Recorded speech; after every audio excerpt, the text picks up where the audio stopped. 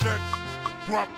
Bitch. Antuta do cabinha fu festi popolare. Antu miri la kando be sanshi canta lantenae. Antu madalla cabese cabo con una cabise. Festi hip hop ya pare. Festi hip hop ya pare. Festi hip hop ya pare.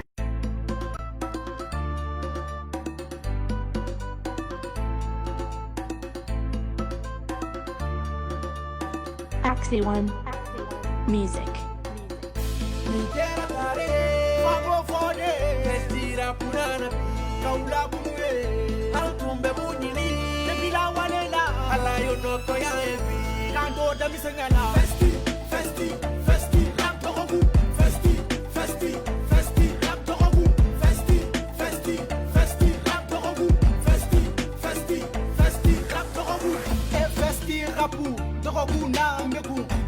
Kere kurabo nyine daija ambeku poli nyuma dong mapsani senga dia ikonye sirala poli da bora biri biri kata katulung keneka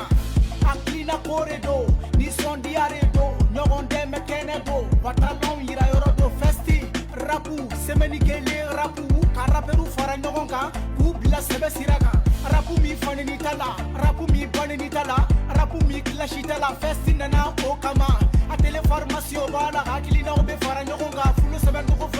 la 16 mesures pour convaincre et madoni kobaye et madoni ya danye et madoni heraye en face malibana bi ate malian ninguye festi ipoku e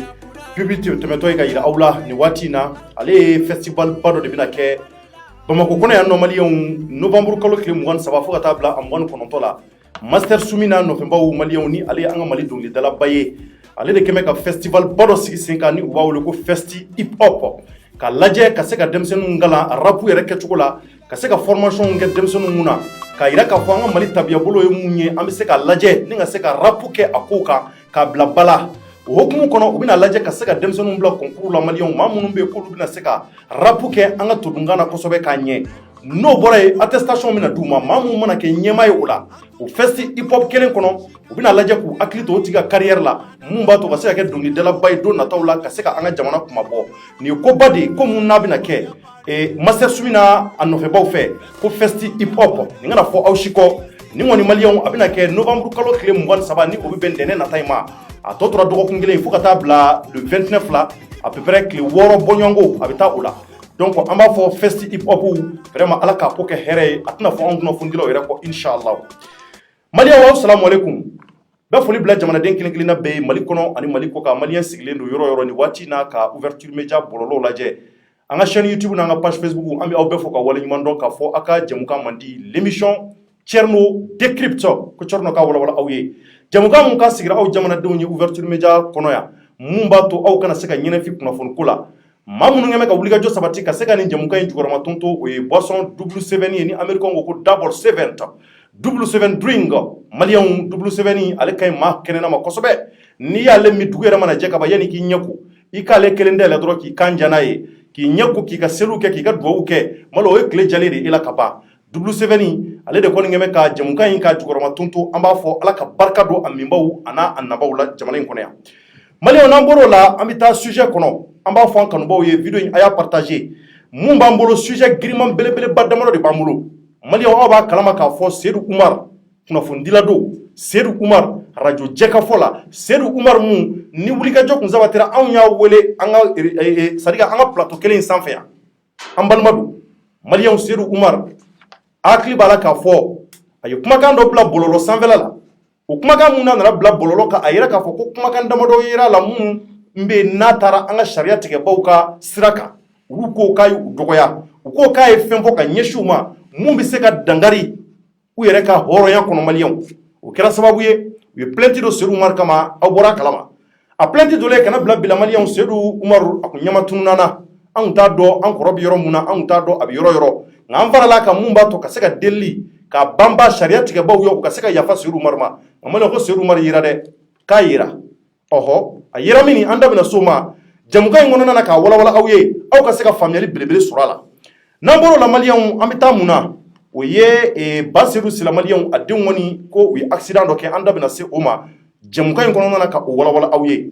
n'an la maliyɛnw sofara dugu dɔ filɛ nin ye Mopti taa sira la ni u b'a wele ko sofara duguba don maliyɛnw b'a kalama k'a fɔ dɔgɔkun tɛmɛnen sofarakaw kun diminen don kosɛbɛ ka wulikajɔ sabati ka siraw bɛɛ tigɛ ka sababu kɛ u balima dɔ de bɛ maliyɛnw maaw de nana ben u ka u taatɔ Mopti kɔnɔ k'a ka mobili jɔ ka kisɛ k'a la denmisɛnnin dɔw marifa b'u bolo an da bɛna s'a ma k'a walawala aw ye c'est très important pour k'a ka dɔn k'a fɔ mun b'a la ka kɛ nin yɔrɔ ninnu na an minnu ka maaba dɔ wele ni o ye Yaya ye ale da ka se ka se ko ninnu koloba yɔrɔ ma k'a bɛɛ walawala aw ye maliyɛnw n'an tilal'o la jamukan in kɔnɔna na sujet mun fana b'an bolo n'an bɛna a bɛɛ kuncɛ n'o ye o ye Choguel Kokala Mayiga M5RFP a ko bɛ taabolo jumɛn kan fo kana se Amadu Tumani Ture a b'a kalama k'a fɔ ko mun bɛ jamana kɔnɔ nin waati in na ATT ni o ye anw ka jamana président kɔrɔ ye ale ka kalifa minɛ dɔgɔkun tɛmɛnen in fana k'a si to san 70 ani san 2 la donc ko bɛ dugu kɔnɔ sini sabula wele le bilalen don jamanadenw bɛɛ ma mun b'a to maaw ka se ka taa duwawu don na ka ɲɛsin an ka Mali président kɔrɔ ma n'o ye Amadu Tumani Ture sini an da bɛna so fana ma k'o walawala nin waati in na n bɛ ka weleli bila Yusuf Mangara ma a b'ale dɔn ale ye Ouverture Media ɲɛmaa ye wa analyse fana don a bɛ wulikajɔ sabati ko minnu bɛ jamana kɔnɔ a da ka se ka s'a ma ka hakilataw fɔ a la ka wulikajɔ kɛ ka sɛbɛnninw kɛ n'ale ye sɛbɛnninw kɛ tuma min na a da bɛ sɔrɔ ka na se ka walawalali kɛ aw ye o kɔfɛ n bɛ ka weleli bila n kɔrɔ fana ma ni o ye Ibou Siye ale fana bɛ n kɛrɛfɛ yan ale fana bɛ wulikajɔ caman kɛ kunnafoni hokumu kɔnɔ olu de bɛ n bolokɔrɔ bi maliyɛnw ne n'olu de bɛna jɛ ni ka se ka kunnafoni ninnu cari-cari ɲɔgɔn fɛ Ibou Siye salamu aleykum. Walaikum salam Thierno. Somɔgɔw bɛ di? Tari baasi t'i la? I nisɔndiya bi dɛ a bɔlen b'a fɛ i kɔnɔ falen don. Bon, ça va, ça va.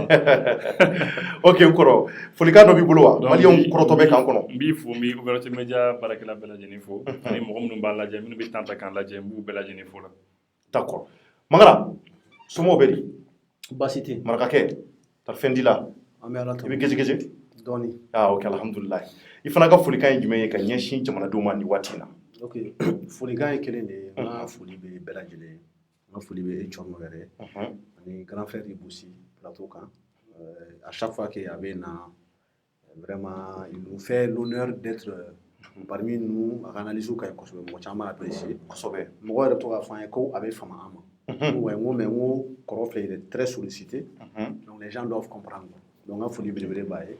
n ka foli bɛ an lamɛnnikɛ jama bɛɛ lajɛlen Mali kɔnɔ ani Mali kɔ kan. Merci Mangara. Maliyɛnw an bɛ nɛnɛndoya la dɔgɔkun kɔni o daminɛna ka ban Mali kɔnɔ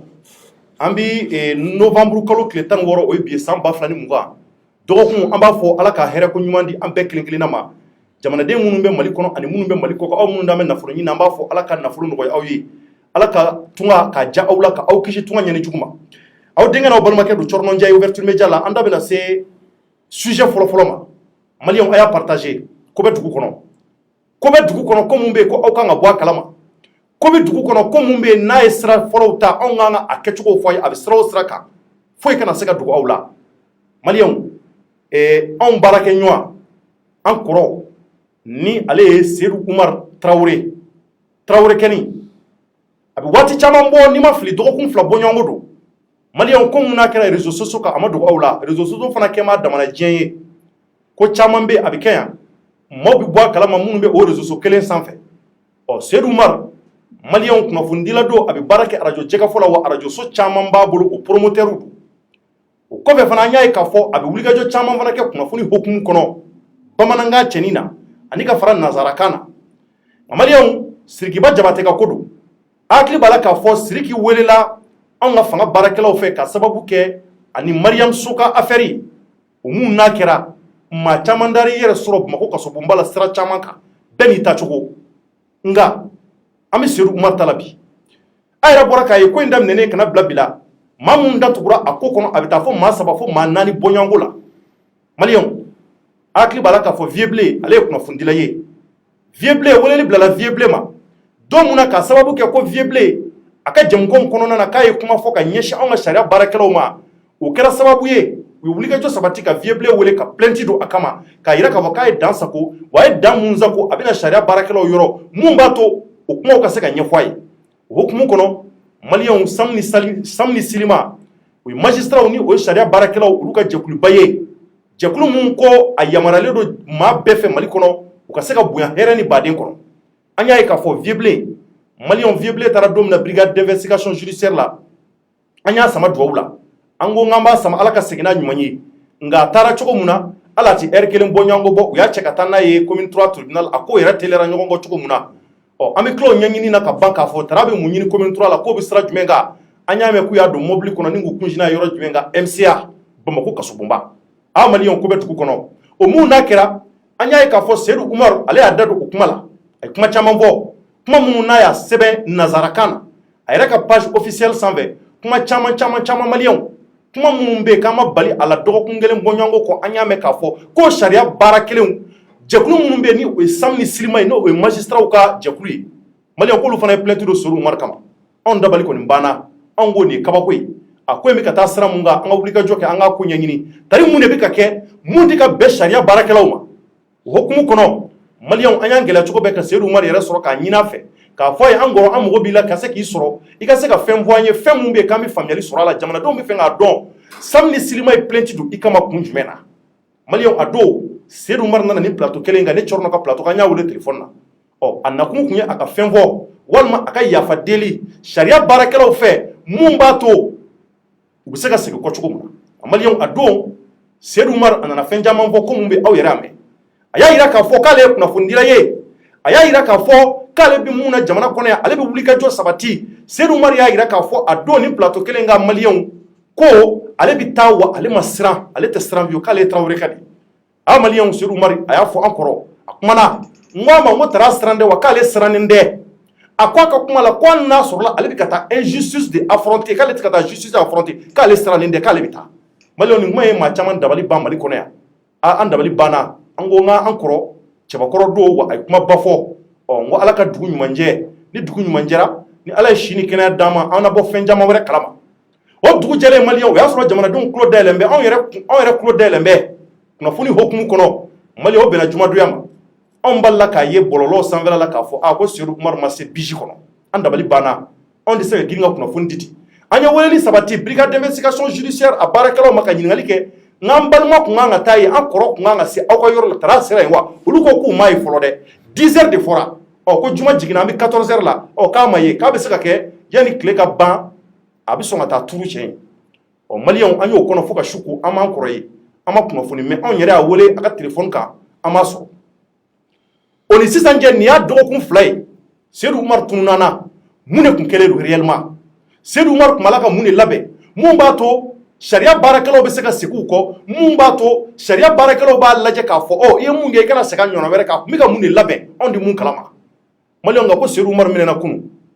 u ka wulikajɔ ja maliyɛnw sariya baarakɛlaw b'u ta la finitigiw b'u ta la k'a taara minɛ fan jumɛn maliyɛnw o kɛra Kati ye Kati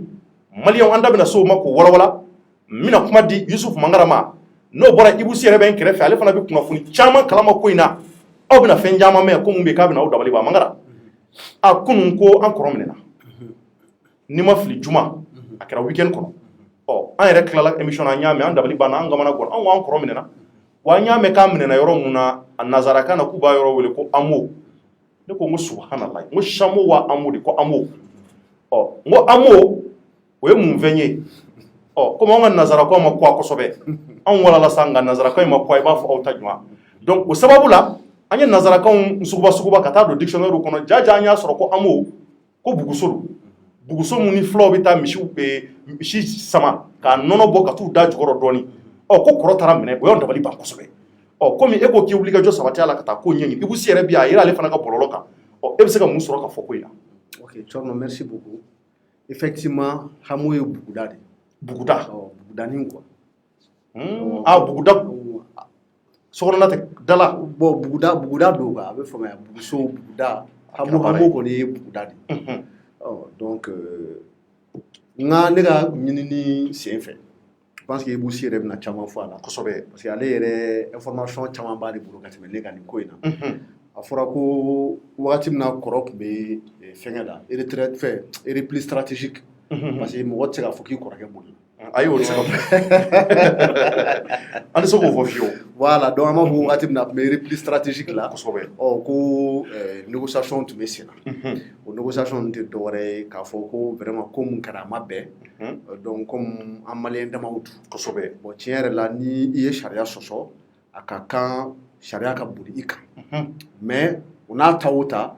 an ye jamana dɔ ye où le social aussi prime Voilà, donc sinankuya bɛ yan nɔ wallahi ɲɔgɔn faamuyali bɛ yan yɔrɔ la ni nin wagati laban ninnu yɛrɛ tɛ je pense que bɛn ni kelenya kun sabatilen don Mali kɔnɔna la donc k'u ye cɛkɔrɔbaw lawuli u ka se syndicat ɲɛmɔgɔw ma ka se ka kuma u fɛ o ko Seydou Umar denbayatigi don chef d'entreprise don baarakɛlaw b'a yɛrɛ fɛnɛ bolo wa maa caman jigi dalen don a kan donc a bɛ se ka kɛ a donna fili la nka u k'a lajɛ k'a ka kow nɔgɔya dɔɔni donc o de hukumu kɔnɔ yalima a y'a yɛrɛ di wa a m'a yɛrɛ di wa Ibou Sy bɛna tila k'i da mago la nka il paraît que k'u kɔni taara ka taa a minɛ buguda la ne yɛrɛ ɲininkali kɛ n ko e tuma n ko a tun bɛ balo ye cogo di n ko kɔrɔ dun filɛ nin ye belebele jamajan kosɛbɛ n'i y'a yɛrɛ a fan bɛ dɛ a fan b'a nin na il est colosse voilà donc n ko o maa nasuguya u b'a fɔ fɛn min ma ko protéine i b'a sɔrɔ a tun b'o caman dun kosɛbɛ olu dun tɛ se ka dun ni jɛgɛw ni sogow ni fɛn dumanw tɛ k'i b'a sɔrɔ buguda la ko a tun bɛ keyɛti u bɛ ka yiridenw kari i b'a sɔrɔ a tun bɛ balo ni o ye ani fila minnu tun b'a komi e yɛrɛ ye fila ye kosɛbɛ anw ye filaw voilà donc i b'a sɔrɔ u tun bɛ nɔnɔ ni fɛnw d'a ma a tun bɛ balo ni o ye pour le moment a kɔni minɛna u taara n'a ye fɛnkɛ la commune 3 parquet la il a été entendu par le procureur donc an bɛ waati min na fɔ sisan ko mandat de dépôt taara subhanallah donc an bɛ dugawu kɛ ala ka seliji bɔ nin ko in amina yarabi sinon tiɲɛ la san yɛlɛma bɛ ka surunya dɛ san bɛ ka yɛlɛma dɛ voilà an bɛ dugawu kɛ Seydou Umar ka se ka segin a ka so magistrat ka hinɛ a la hali n'u b'a yuguyugu dɔɔnin ka sariya bolo a kan a kana 31 tɛmɛ voilà u bɛ se ka sursis d'a kan k'a bagabaga kosɛbɛ pour que a kana segin a ɲɔgɔnna wɛrɛ kan mais a ka taa sɛ ani jɛgɛ ka t'o dun so 30 a ka t'o dun so 30 la surtout ni 30 yɛrɛ surunyana u bɛ balo di sɛw ma cogo min na u ka kuwa kosɛbɛ anw bɛ sɛ worow kɔnɔ o waati o b'a sɔrɔ balo caman dira sɛw ma an ka d'an ye an kɔrɔ ka n'o tɛmɛ an fɛ mun b'a to a ka se k'o jaabi Ibou e yɛrɛ ye wulikajɔ caman kɛ ko in na maa caman y'a ye e fana ka bɔlɔlɔ sanfɛla la ko Seydou Umar cɔmina k'u y'a cɔmi o cogoya na ko ka taa n'a ye ko k'an ye maaw an y'a mɛn ko mandat de dépôt fana dar'a kan o cogoyanin na an ko in deliyara dɛ e mun kalama ko in na i bɛ se ka mun fara Mangara ta kan d'accord Thierno n b'i fo ani n dɔgɔnin Youssouf Mangara ani mɔgɔ mɔgɔ bɛ k'an lajɛ n b'u bɛɛ lajɛlen fo la effectivement bon an ye information min sɔrɔ c'est ça kabini a kun yɛlɛla k'a fɔ ko Seydou welila tribunal la a kun welila a ma taa donc a siranna a ma taa entre temps a kun tununa mɔgɔ la a kun tununa mɔgɔ la mais a nana identifier a nana repérer dans la zone de Nɛgɛla bon on dit le cercle de Kati quoi le cercle de Kati voilà Kati cercle kɔnɔna na parce que hali don min na ne y'a bila n ka page kan tellement n kɔrɔtɔli parce que des fois information kunnafoni dɔw bɛ d'i ma i bɛ mobili boli la i bɛ jɔ rapidement i bɛ fɛn dɔ sɛbɛn ne ma cercle de Kati sɛbɛn ne y'a sɛbɛn Kati comme si c'était à Kati mais c'est dans le cercle de Kati mais a kun ka surun Nɛgɛla yɔrɔ ninnu na Nɛgɛla yɔrɔ ninnu voilà mais effectivement u taara sɔgɔmada fɛ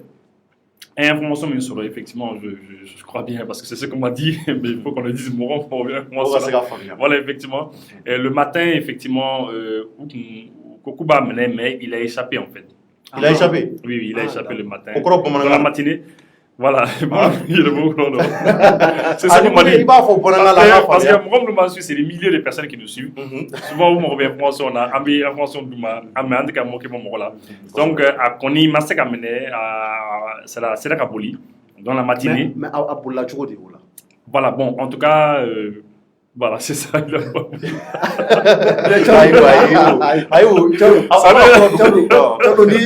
ye yamaruya kɔrɔ in b'u ko k'ale bɛ information bɛɛ di donc comme ale yɛrɛ fana ye ne kɔrɔkɛ Seydou fana ye ne kɔrɔkɛ donc an bɛ Ibou Sy to yen nɔ ko in kɛra cogo min na a k'a ɲɛfɔ ka ɲɛ a kana i pan détail kunna donc a k'a ɲɛfɔ Maliyɛnw de ɲɛ b'an na mɔgɔ bɛ fɛ ka ko in kɛ non c'est vrai effectivement bon il a échappé gendarme taara a zone là effectivement o kun kan ka minɛ mais vraiment il a pu échapper après u ye filɛfilɛli kɛ yɔrɔ la u ye fenêtre dɔ kɔni dayɛlɛnni ye u kɔni ko u hakili la k'a bɔra ni fenêtre de ka taa quoi mais voilà c'est eux qui le disent donc après wulada fɛ effectivement dans l'après-midi parce que bɛɛ kun hakili la k'a kun minɛna mais après il y a eu fausse alerte de la masse et c'est vers les 16h 17h maintenant que vraiment ne ka téléphone sonnena et moi j'ai eu des informations que effectivement que ça c'est sûr et certain abi commune 3 mɔgɔw voilà mais juste avant ça détail dɔw bɛ yen n dɔgɔya fɔ qui sont très importants c'est que négociation dɔw kun bɛ sen na il y avait des négociations awɔ parce que effectivement a ka mɔgɔw minnu bɛ yen a ka cɛkɔrɔba dɔ bɛ yen olu wulila ka taa se syndicat des magistrats fana ma ka se ka delili kɛ parce que comme i y'a fɔ cogo min na olu de ye plainte dun donc ni mɔgɔ min ye plainte dun i bɛ taa o de deli k'o taara il y a eu des tractations et tout ça mais voilà quoi ni min kɛra o de kɛra quoi donc c'est comme ça que effectivement il s'est fait arrêter mais waati na Hier, effectivement, j'avais l'information que, voilà, comme Ambea, donc, que Bikoni, quel que soit Alpha, Ani joue na Nyoyi. Effectivement, il joue ignoré Bi, et effectivement, il y a une information sur, je crois, peut-être vers les 13h, 14h, effectivement, que c'était fini, quoi, hein, que Abenata Kassoura. Mais, détail d'Obé qui est important, c'est que Bifana, au même moment, il y a la synergie des syndicats et des surveillants de prison. Il y a comment dire, les surveillants de prison. Voilà, Kassou gardien. Kassou gardien, voilà. Et au lieu d'une négociation, ni État, ni ministre, parce que au lieu de une grève de Boulouda. Donc, malheureusement, tout de suite, quand au studio, on a une information sur le grève ou Abena Boko. Donc, négociation, c'est gagné. Puisque les négociations n'ont pas marché, eh bien, au lieu de la grève, là, à partir de ce soir à minuit, et voilà, c'est bien ça, Mafli. Donc, à partir de ce soir à minuit, en tout cas, c'est le qu'on est mandat de dépôt qu'on a dans le mais là, on m'a dit non, parce que des fois, mandat sera d'accord, mais le temps qu'il a non, c'est attendre dans le temps. Ouais, il a namassé ni grève qu'on dame là-dedans, eh bien, attendre sera donc quoi. Donc voilà. C'est important ça. Mais en tout cas, aujourd'hui, quand même, on est jusqu'à Bouloukan. Ami Dwo, qui est vraiment, c'est quand même. Vraiment. Parce que nous avons fait et puis, dès qu'il brûle, il y a quoi. Bon, comme Traoré Lakaru, on gère la Kao Koni, on goulou Galene, non, vous l'avez mis. La Traoré Lakani. Que tu as demandé, Makan là-bas. Alpha Blondy ko aga dongila ko bori samori ko tubabu bi ko ko bi faka o ko bi mine bon samori do kele ay sali kele chedu anaka kele ke don ay mun ke adugulite mo shila ni soru mar fene fiye tutu wakati ndola o ti fugare ay fugare ko do o bebe chela buli bi chela na gona ni nyaba la chew chari dala ibi yera nyini wala seka stratégie la stratégie soro ini force ka seka na chukuma donc amon bi jodi ke wati na encore ani ambarake jugo ni o siru mare ala ka selji bo akoka ko ngon ngerata ni jugo na malion ko kunu juma ko uyamine amu kono ko amu yoro la ni o yebugudai ote buguda amina nan jugo la kata donc delu kumi sinanga delu masaka sara soro nga ko manade dépôt dara ka vraiment bi e clé donc siru mara mi do ke ala ka selji bo akoka ala ka to ani sharia barakero ka se ka ɲɔgɔn faamuya o de y'an ka laɲini su ni tile wa an bɛ wuli ka jɔ kɛ mun b'a to ka se k'a dɛmɛ pour que ani u ka se ka bɛn kɛ u tɛgɛ di ɲɔgɔn ma n'an bɔra o la maliyɛnw an bɛ taa ba seydou sila ale ye mali nafolotigiba ye bamakɔ kɔnɔ yan ba seydou sila maliyɛn commerçant ba don a dɔnnen don bamakɔ kɔnɔ maaba don misiriba mun n'a filɛ commune 1 kɔnɔ jelibugu sirafara la n'i sera jelibugu feyɔrɔ la tout juste misiriba dɔ bɛ yen ala ka maabaw ala ka maa ɲumanw olu bɛ taa seli ka taa ala wele o y'ale ka misiri ye o kɛrɛfɛla la immeuble caman bɛ a bɛɛ ye ba seydou sila ta ye transitaire don a dɔn bɛɛ maliyɛnw ala ye ko dɔ kɛ a ka denbaya la sibiri tɛmɛnen an kunnafonidilaw bɔra a kalama o y'a sɔrɔ an tun tɛ baara la mun de kɛra ba seydou sila maliyɛnw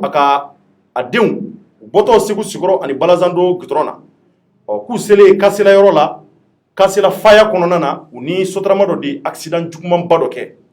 accident in na maa 19 de tun bɛ yen minnu bɛ mobili ninnu kɔnɔ dɔ bɛ mobili dɔ in kɔnɔ dɔ bɛ sotarama in kɔnɔ n'i y'a bɛɛ fara ɲɔgɔn kan maa 19 accident juguya kojugu a yera k'a fɔ ko maa 9 de sara directement maa 9 de sara yɔrɔnin kelen maa 10 olu blessera wa blessé grave de don fana a juguyara kosɛbɛ o kɔnɔna na an nana ye k'a fɔ dugu jɛlen ko maa 1 fana nana fara sataw kan sata kɛra maa 10 ye o maa 10 minnu ni olu ala y'u ka kalifa minɛ a la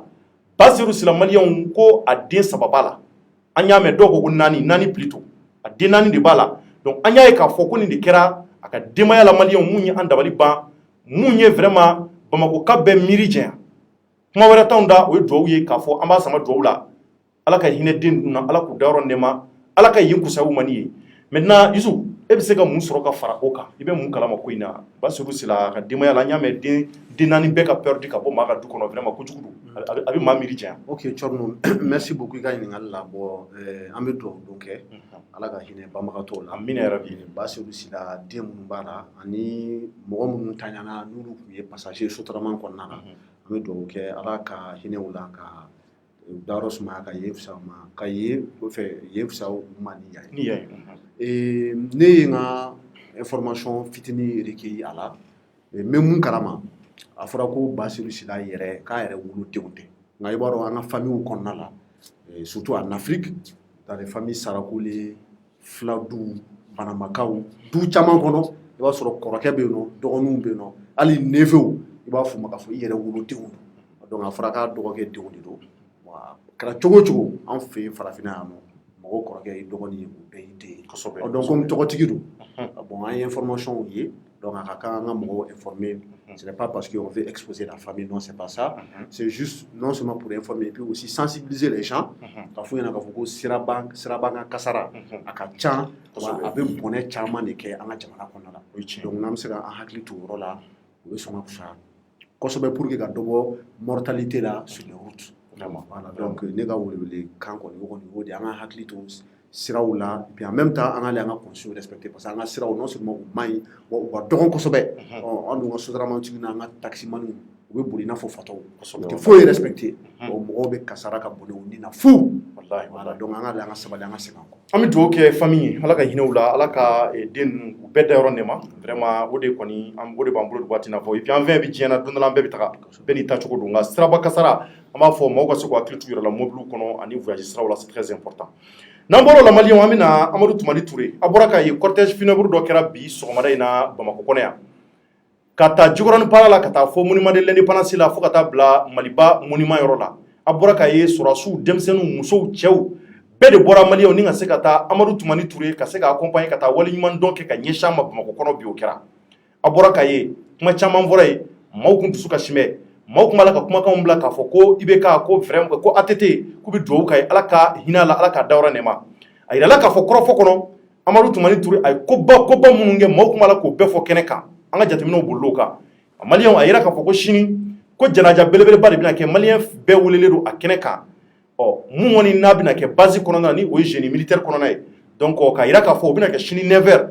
nka mun y'an dabali ban an bɛna kuma mun kan bi yanni sini cɛ ouverture média yɛrɛ an ka équipe bɛna se kɛnɛ kan an bɛna a lajɛ ka image ninnu yira aw la en temps réel direct de bɛna kɛ plateau sanfɛ yan maaw bɛna ye kɛnɛ kan pour que aw kana se ka ɲɛnafin foyi la Mangara an y'a ye k'a fɔ ATT ka nin ko in na kuma caman bɛ mun bɛ maaw da kɔnɔ kɛnɛ yɛrɛ kan an ka jateminɛ bolo kan a yirala k'a fɔ ko ja ko so yɛrɛ ko ATT yɛrɛ ko a alala so kun t'a bolo tari e kibaruya dɔ mɛn o ko kan wa ok Thierno merci beaucoup ATT ka funérailles an bɛ dɔɔnin fɔ a kan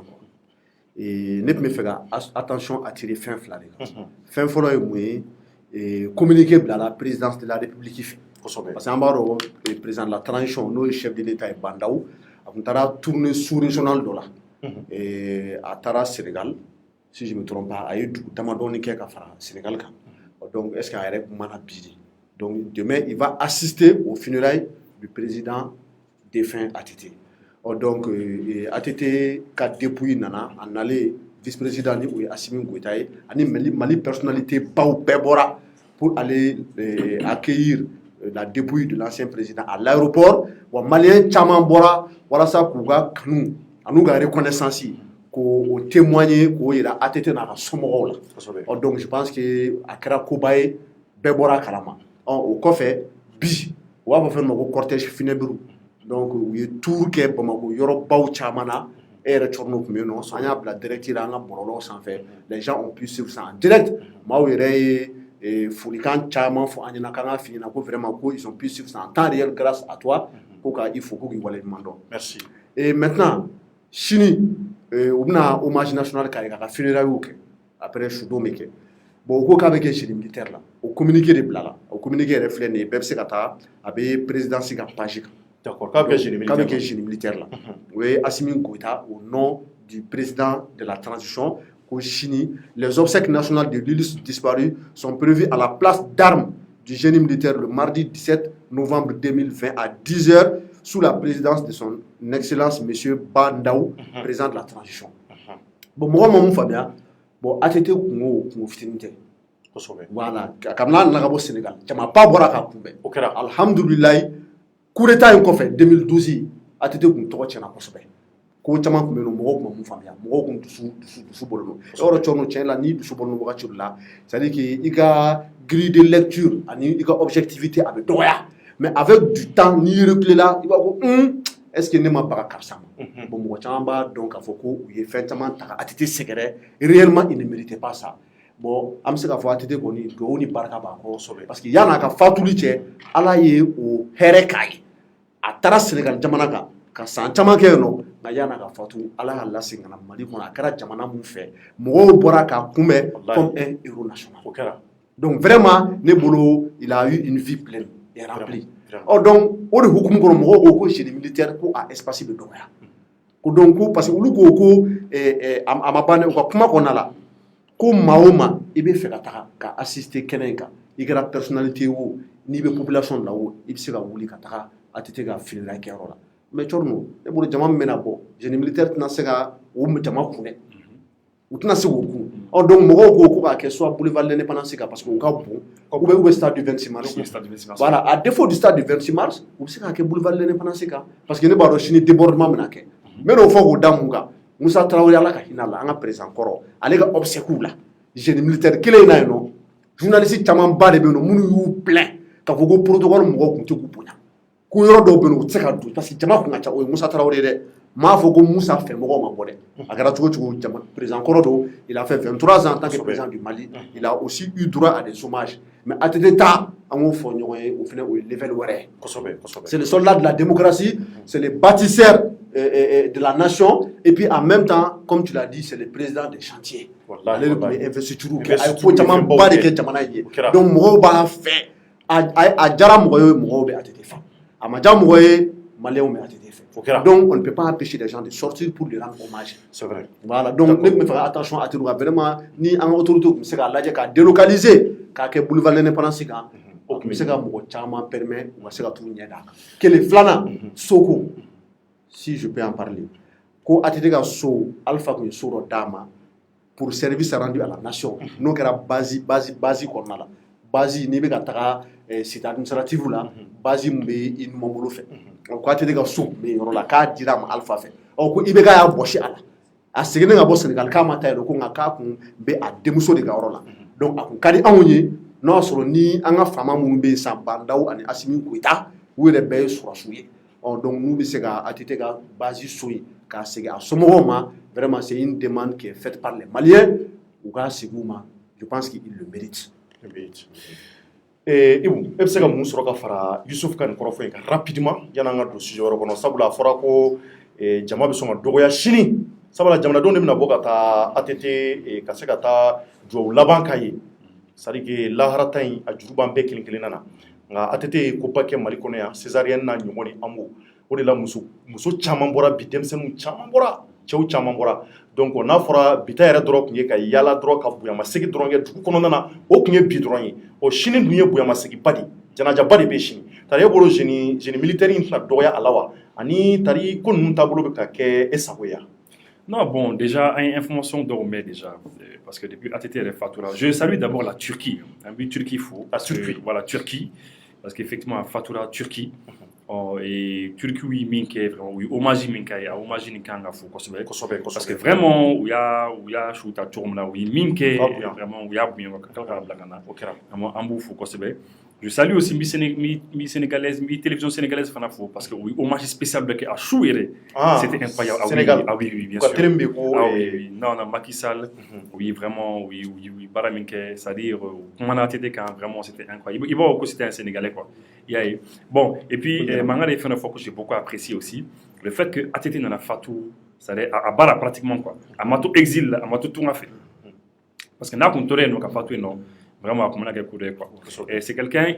c'était un bâtisseur. Barakala le Koundou. Vous voulez quand même dans les papiers pour qu'on ATT quand je parle avec le cœur. Parce que ATT, Barakala le Koundou, solution fouille comme ça. A combi Baradeke, tu vois. Et puis, c'est quelqu'un, Wati de Konkala, en comme en plein là. Quand il y a eu une inauguration, comme même inauguration, allez des beaux tirs. Au ministère, allez les gars, donc allez, il travaillait, mais il n'a pas eu de chance parce que Wati de Okera, il a eu des problèmes avec la France. Allez, Sarkozy m'a dit qu'on oui, instabilité créée et on lui a créé des problèmes. Sinon, c'était un travail à Barakel. Voilà, maintenant, famille. On avait appris l'information. Je ne sais pas si c'est sûr, mais il y a page Facebook sans fait, je crois que c'est vrai. Mais voilà, ATT famille taille ATT en bel état. ATT en bel état. Il paraît que, pour la petite histoire, hein, lorsque Outara a choukoumé, le fait, il paraît que à Demuso Kumbi fera donc pour qu'à Katakor là rapidement quoi. Mais dans Massou, dans il a Kumbi qu'à Blaounier quoi. Donc lorsque Demuso nous fana Morodoko mais Ayato Demuso fana Kaskatme, ou lui fera quoi? Non, attention, quoi ATT ou lui fana Tadeu. Donc, d'où il y a famille quoi. En fait, la famille de ATT, Moufoya, où il y a famille ATT en bétadé. Vraiment, vraiment. Voilà, ATT en bétadé. Donc, il y aura un cadre, je crois, génie n'inka d'oro, mais autrement qu'il y a un foko à Kunga Douyi, à 26 mars stade là. Parce que vraiment, il y a un événement bilibili. Et puis, pour que Kunga Kunche, vraiment, Minkera ATT, né, Bikabo, c'est-à-dire, c'est unique dans l'histoire du Mali. Vraiment. Malika histoire là, ni madelka quoi. Ni madelka vraiment alaka hinara alaka daros. Amina rabbi alaka hinala. D'accord, donc chini inshallah retransmission en direct ouverture média bololo sans fait autina nyene fifio kuna fone kula amina bara sabati janaja in ko bina ke chuko sogama fukata se abanyoroma amba beira aulani ale an shi joka kono anga wulika jona nga chesiri o ka seka lafiya soro koko be ka be mali kono lafiya nyuma kono kuna fone kula autina nyene fi ula chuko na skushira donc chini abina information soro oka namboro la malien amita rapidement et sofara la malien aba kalama ka fo ko mun gera dogo kun temeni wa sofara kaw dimine do malien ni ya dogo kun kelenye u dusu bolendo sofara u dusu bombe ka sababu ke fenjamanye u dusu bolendo ka sababu ke u ka mobi ka bone unila choko na sku dola ko mun be kuti ka famia malien sofara ale fle ni nipta mopti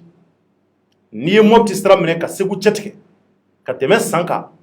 ka taa fo ɲɛfɛ i bɛna tɛmɛ sofara ka sofara sira fara filɛ gudɔrɔn jan kelen don nin sira kelen bɛ taa fo mɔpti nin kelen o bɛ fara ka taa sofara kɔnɔ duguba don wa dugu tɔgɔ bɛ tarikuw la maliyɛnw sofara kɔnɔ u ka commerçant dɔ bɛ yen ni u b'a wele ko amadu koyita di ampare alamisa tɛmɛnen ni o bɛnna novembre kalo tile 12 ma san 2020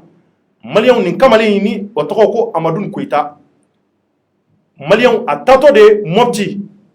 k'a bɛ taa misiw ta misi feerela don ale bɛ taa misiw caman de san mopti a misiw kana n'u ye k'u bila ka taa Abidjan k'u bila ka taa jamana wɛrɛw la mun b'a to ka se ka nafa sɔrɔ u yɛrɛ ka jamana kɔnɔ o Amadu Koyita alamisa tɛmɛnen a ye wulikajɔ de sabati k'a kunji mopti ma a n'a ka fulakɛ ani ka fara a ka mɔsikɛ kan k'u taatɔla sira kan 8 heures waati u ye sira daminɛ u ye dugu cɛtigɛ u tilen ka taga u taara bɛn an balimamuso dɔ ma o jɔlen don gudɔrɔnda la o n'a den o den banabaatɔ tun b'a bolo o hokumu kɔnɔ u ye mɔbili jɔ k'o muso in ka muso in ko tariku bɛ se ka ɲa ma ala n'a kira kama wa ale den bananenba dɔ a bolo a bɛ fɛ ka taa n'a ye mɔbiti dɔgɔtɔrɔso la ka taa furakɛ o mun n'a kɛra Amadu Koyita a n'a ka fulakɛ ani mɔsikɛ mun bɛ mɔbili mɔgɔ 3 u ye an balimamuso n'a den ta ka don mɔbili kɔnɔ u ye sira daminɛ dugu dɔ bɛ yen maliyɛnw n'u b'a dugu wele ko manjo ale ni sofara ni ɲɔgɔn cɛ kilo 30 ani kilo 2 nka manjo village fitinin don ni tɛmɛna manjo ka kilo 5 kɔfɛ i bɛ se duguba dɔ ma n'u b'a dugu wele ko Somadugu Samadugu ani manjo ni ɲɔgɔn cɛ o ye kilo 5 de nka manjo ani sofara ni ɲɔgɔn cɛ o ye kilo 30 ani kilo 2 ye dugu ninnu u ka surun ɲɔgɔn na ka bɔ sofara fana k'i tilen k'a fɔ k'i bɛ taa mɔpti o ye kilo 80 ye maliyɛnw u selen de ye manjo u nana bɛn ni maa dɔ de marifa b'u bolo u bɛ moto kan u ye marifa ci k'u jɔ u y'u jɔ waati min na mototigi ninnu filɛ ka gɛrɛ u la u y'u présenté k'a fɔ ko olu tɛ benkannikɛla olu ye commerçant gansanw ye civiliw don marifa t'u bolo sɔrɔdasiw tɛ u bɛ k'u kunsi yɔrɔ jumɛn ma mɔpti la 5e région du Mali ka taa baganw san ni ka se k'a bila ka taa Abidjan mun b'a to ka se u ka denbaya balo a la cogo min na maliyɛnw o mun n'a kɛra bamanci ninnu ko donso fini tun b'u kan na nka denmisɛnninw mun don u tun tɛ san mugan bɔ fɔlɔ denmisɛnnin fitininw u maa 2 tun bɛ moto la moto 2 maa kelen kelen a bɛɛ b'a ka moto la u filɛ ka jigin ka ninnu to kuma na dɔrɔn maliyɛnw ka marifa de ci u la ka kisɛ ci u la k'u bɛɛ faga nka ala y'a kɛ muso mun n'ale bɛ mɔbili kɔnɔ o y'a poro a den kan ale n'a den kisira nka u blessera a kɛra dugu mun na ni o ye manjo ye kisɛ mankan bɔlen burusi kɔnɔ dugu in bɛɛ jatigɛra a kɛra maaw ɲɛna ko bamanciw caman donna dugu kɔnɔ bɛɛ yɛrɛ ɲini ka boli ka ti dogo i ka sokɔnɔnaw la o mun n'a nana kɛ sisan dugu sumana tɔntɔntɔn nka mun kɔni ye Amadu Koyita di Mamdi emparé anaka moshike anaka flake olu kon sara sur le champ ye kise kula ku ka mobile beke we muso in a ɲɛb'a la dugu sumalen don a y'a fili ka bɔ ka boli ka bɔ cɛkɔrɔba dɔ y'a kunbɛ sira la k'a fɔ k'a ka hakili sigi k'u taara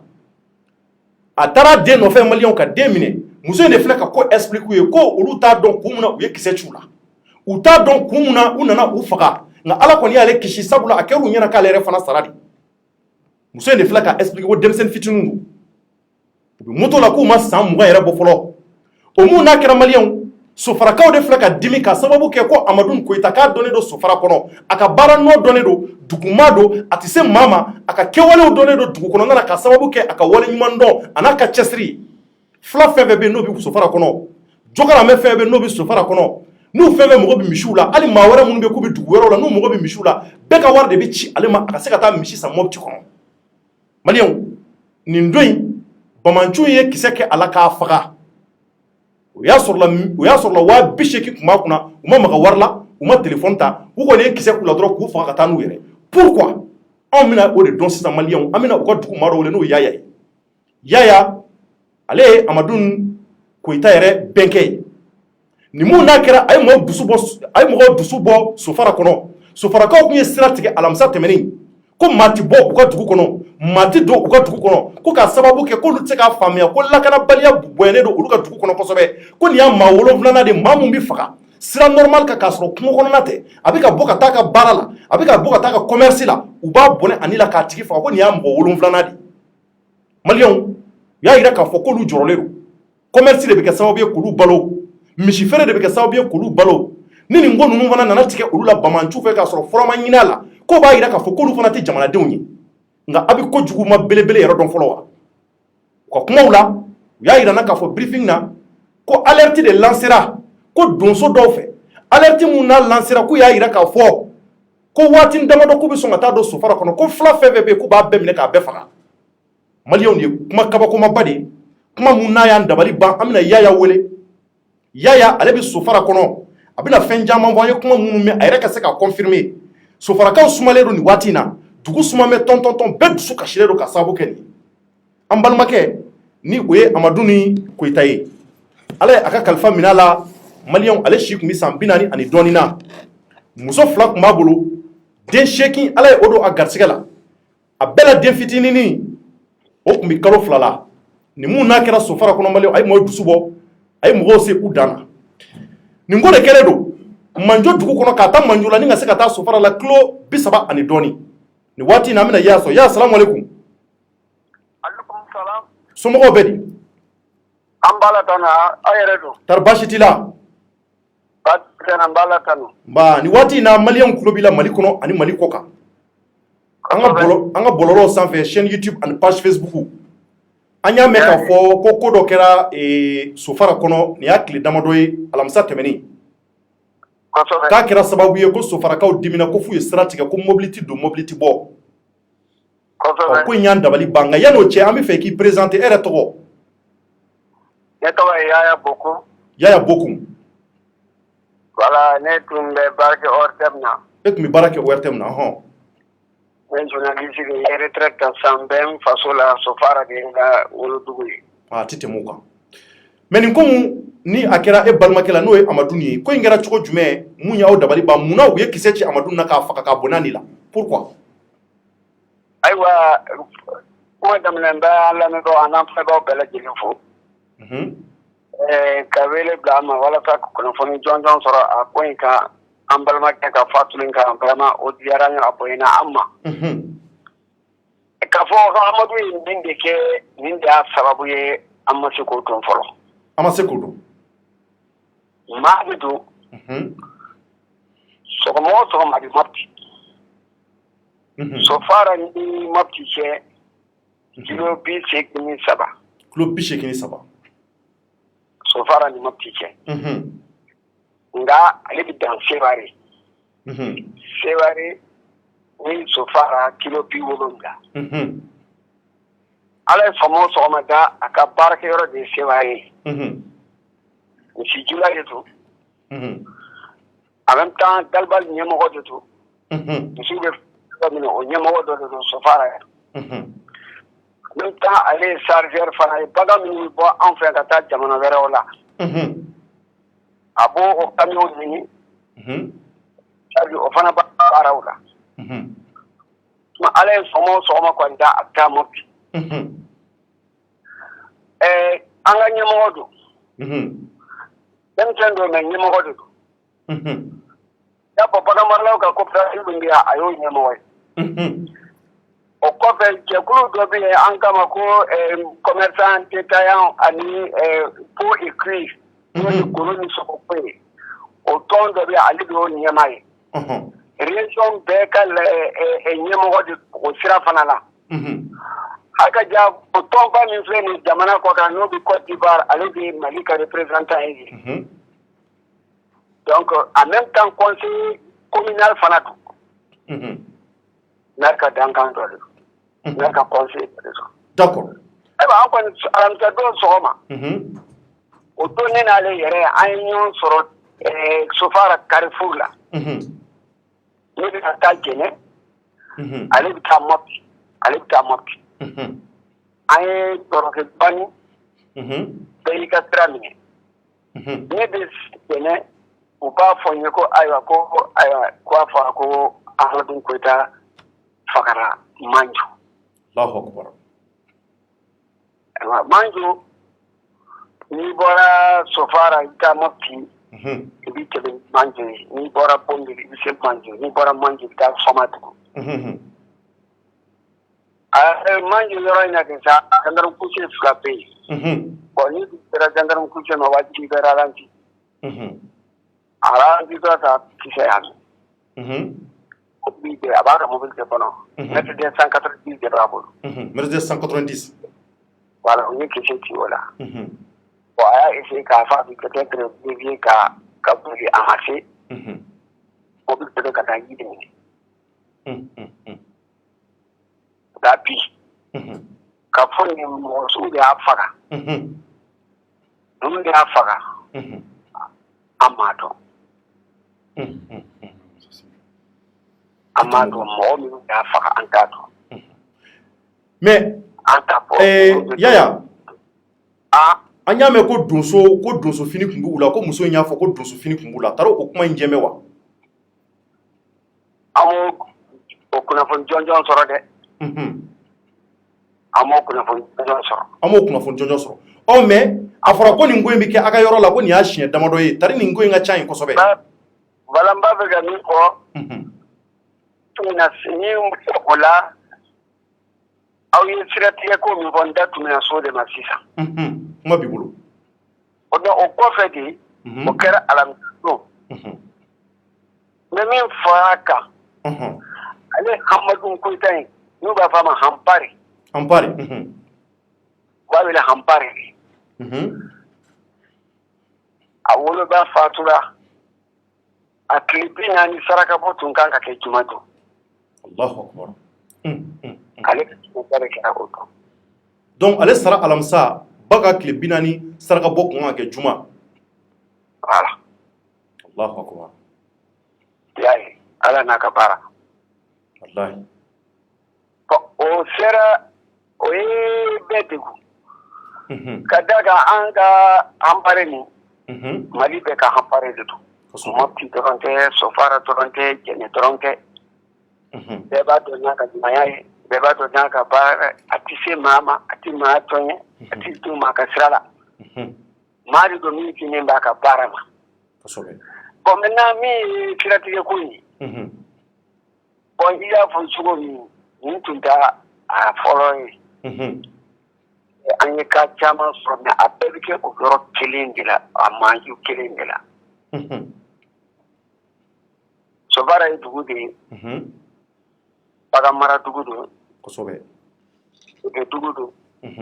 jagokɛba de don donc o b'a yira n'a ka mɔgɔ bɛ taa tout le temps manjo sira in de kan u ka teli ka mɔgɔ attaquer nin sira wɛrɛ tɛ yen ni manjo sira in de i bɛ taa moto ni diyagoya i bɛ tɛmɛ ni manjo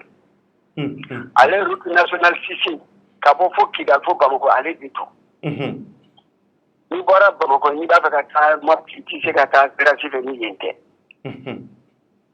ale ye nationale 6 ale ye sira in de don donc y'a fi cogo min an ka bagankɛlaw dɔw mana taa julaw mana taa Mopti ka sugu jɔ alamisi don n'u ye bagan ninnu san u b'u feere Sofara ka bɛn ni karata ye karata de ye Sofara tɔgɔ ye Sofara sugu ye donc bagan minnu mana san mɔgɔw de bɛ sɔrɔ minnu b'u gɛn ka na kosɛbɛ kosɛbɛ o bagan minnu mina 60 ni kɔ o minɛna an t'a dɔn maa minnu de don a t'a dɔn maa minnu minɛ an kɔni b'a fɔ Kayuru de don parce que fila minnu bɛ bagan ninnu gɛn ba kelen fa kelen sɔrɔ kɔrɔ ni dɔgɔ ba kelen fa kelen hali sini olu ma ye ok donc maintenant monsieur Yaya kɔrɔfɔ laban na a ka laɲini ye mun ye sisan donc an bɔra o don na ka sira tigɛ dɔwɛrɛ tɛ an ko min b'a to fanga kan an lamɛn an ye wɛrɛ tɛ an bolo n'an ye nin kɛ lala faamaw bɛ na ɲininka kɛ mun de la an ye nin kɛ an ko ka faamaw hakili jigin ka jɔ jɔyɔrɔ la o jɔyɔrɔ jumɛn de ka an lakana k'an ka nafolow lakana waati bɛɛ n'i bi bɔra Sofara n'i de bi k'i bɛ taa Mopti ayiwa n'i ma tɛmɛ Soma du kan i hakili tɛ sigi a ti tɛmɛ o kan lakanabaliya bɛ yen an ko an b'a yira faamaw na lakanabaliya b'an u ka fɛɛrɛw tigɛ min b'a to an bɛ se ka lakana cogo min a filɛ a ba filɛ ok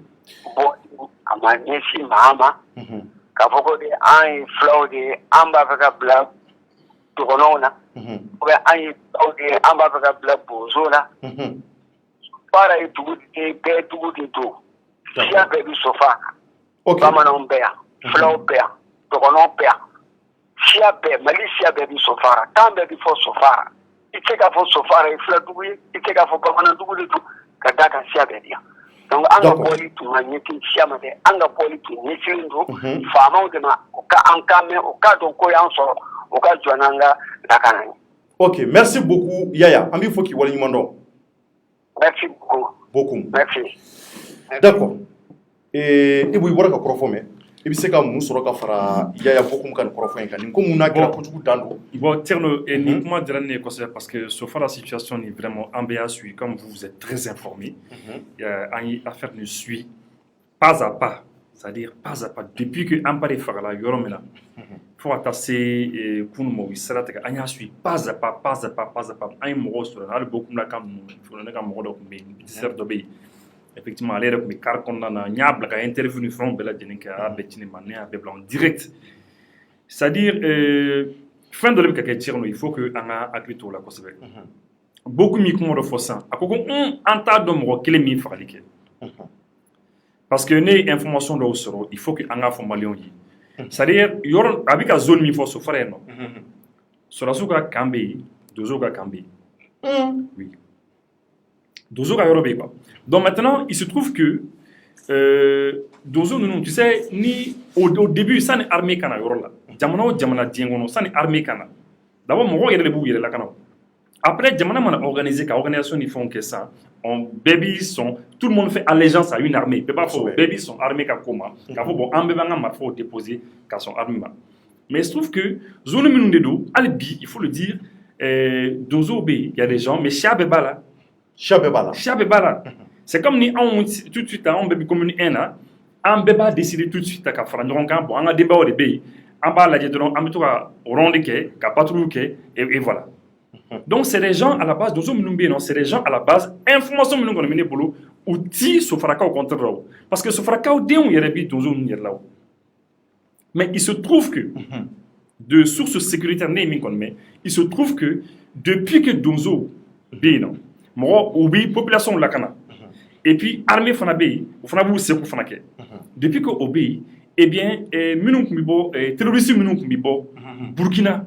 ka na incursion kɛ sur le territoire malien o bɛna incursion kɛ sur le territoire malien olu dɛsɛ de k'o kɛ sisan il n'arrive plus à faire d'accord a bɛ se ka renseignement ta kosɛbɛ il n'arrive plus à faire des incursions sur le territoire malien ka na dɔrɔn ka na fagali kɛ ka tila ka boli ka tugun parce que u bɛ incursion kɛ yɔrɔ min na c'est à la limite des frontières an ka frontière la frontière fila ni ɲɔgɔn cɛ u bɛ bɔ u bɛ na u bɛ attaque kɛ dɔrɔn u bɛ boli ka segin donc puisqu'il n'arrive plus à faire des incursions maintenant système wɛrɛ de bɛ yen sisan o système ye jumɛn ye sisan mɔgɔ dɔw de bɛ suganti u bɛ donsofiniw don u kan na u bɛ na ka na mɔgɔ tɔgɔtigiba faga u tɛ mɔgɔ gansan faga dɛ u bɛ mɔgɔ de lajɛ mɔgɔ tɔgɔtigiba i b'a sɔrɔ donso yɛrɛ yɛrɛ tɛ o b'a fini t'u kana c'est-à-dire voilà donzoya ye jumɛn ye parce que donzoya yɛrɛ siya bɛɛ bɛ se ka kɛ donzo ye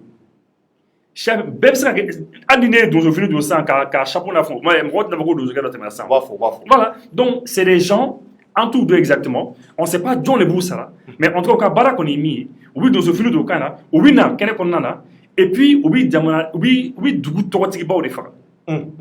soit alimamibaw dugutigiw ou bien Ampare yɛrɛ qui est très influent parmi la jeunesse donc ni olu éliminer sisan dɔrɔn a bɛ mɔgɔ choquer quoi n'a ye mɔgɔ choquer mɔgɔ b'a fɔ ah non attention donzo fini de tun b'u la donc mɔgɔ b'a fɔ non est-ce que donzo minnu bɛ yan fɛ est-ce que olu tɛ et mɔgɔw kun ka di ɲɔgɔn na et c'est à ça qu'il faut faire attention et actuellement sur le terrain dans la zone là-bas aux sensibilisations des pays k'a daminɛ dɔnzan fan fɛ ka na jusqu'à Sofara ni zone na Bungel ni fɛn ninnu bɛɛ lajɛlen na tu vois Karamani ni zone ninnu bɛɛ lajɛlen na u bɛ ka mɔgɔw sensibiliser de ils sont en train de sensibiliser les gens fo Turukuru donc ils sensibilisent les gens car c'est la raison pour laquelle beaucoup m'y comprennent comment j'ai il dit qu'on ne sait pas en tant d'homme jusqu'à présent donc dès qu'il y a clito là